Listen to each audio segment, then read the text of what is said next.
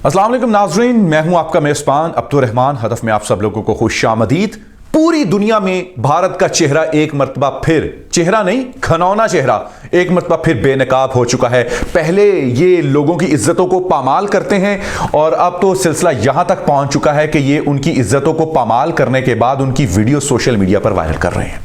और ये शख्स अशखास नहीं है।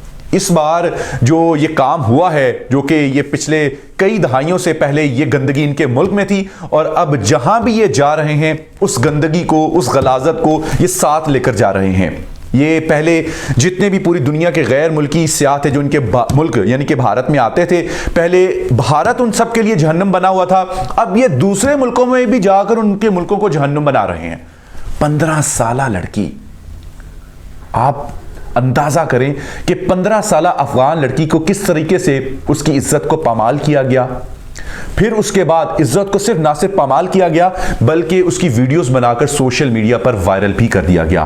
पहले ये देव की जानिब से, जो उनका भारतीय सियाह है जो अफगानिस्तान की सैर की गर्ज से गया था, जो कि एक पूरे ग्रोह का सरगना है और उस पूरे ग्रोह को डील कर रहा था, जिसकी तफसीलात अभी कुछ देर बाद मैं आपके साथ शेयर करूंगा।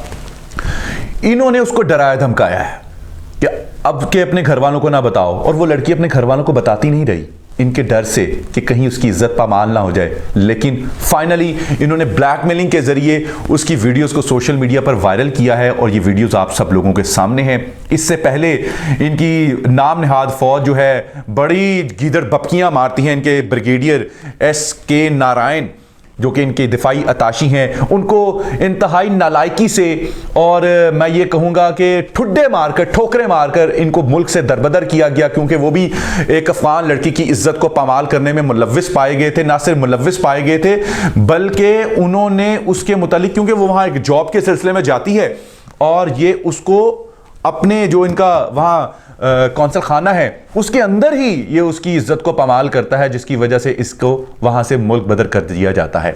अभी ये वाकया गुजरता नहीं है तो जनाब अब इनके सियाह जो हैं देव साहब, वो साहब तो खैर मैं नहीं कहूँगा, मुझे तो शर्म आती है इस शख्स का नाम लेते हुए भी, और ये उस गलाजत का मजीद हिस्सा बन रहे हैं। मैं आपके सामने कुछ रिपोर्ट्स रखूँगा जिसके बाद आप ये अंदाज़ा करेंगे कि ये चाह क्या रहा है भारत असल में। 2017 में 3.5 लाख केसेस रिपोर्ट होते हैं वुमेन के खिलाफ, औरतों के खिलाफ, जिसमें उनके साथ रेप है, उनकी अस्मत दरी है और बेदर्दी के साथ उनको मारा जा रहा है। 2018 में वो 3,75,000 हो जाती है उनकी तादाद और 2019 में वो तादाद 4 लाख तक पहुंच जाती है। आप अंदाजा करें, जिसमें 32,000 केसेस रेप केसेस हैं। 27,000 के करीब केसेस वो हैं जो 18 साल से ऊपर की लड़कियों के साथ किए गए और 5,000 के करीब केसेस वो हैं जो 18 साल से कम उम्र की लड़कियों के साथ किए गए। ये इनके अपने मुल्क की रिपोर्ट है। दुनिया में जो दिल्ली है, जो इनका दारुल हुकूमत है, वो पूरी दुनिया में सर फहरिस्त है, रेप केसेस में सर फहरिस्त है। और अब यही गलाजत दूसरे ममालिक में जाकर कर रहे हैं।